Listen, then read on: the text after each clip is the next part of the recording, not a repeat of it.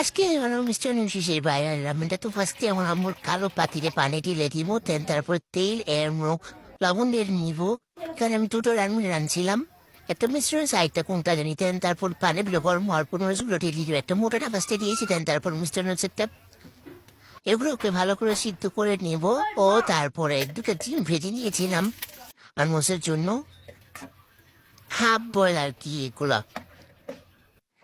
দেন তারপর আমি সকালবেলা মুরগি ম্যারিনেট করে রেখেছিলাম, সেগুলোকে ঢেলে দিব। এগুলোকে ভালো করে বাছতে হবে গাইস।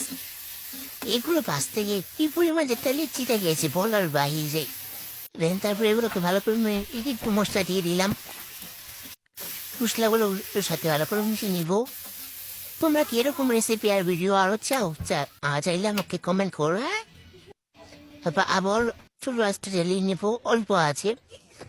দেন তারপর ওইগুলো ঢেলে এই মশলা ওগুলো ঢেলে এরকমই করতে হবে। আমি কিন্তু এটা জীবনের ফার্স্ট বয়স হবে, তার জন্য আমি হচ্ছে। দেন তারপর আমার জন্য ঢেলে নিলাম। আমি এখন খাবো গাইস। আমি এখানে বেশিরভাগই খেতে পারি না, আমার ভাইকে দিয়েছিলাম তো। এখানে অর্ধেকও আমি খাইনি, ভালো অনেক ঝাল ছিল গাইস। তোমরা ট্রাই করতে পারো।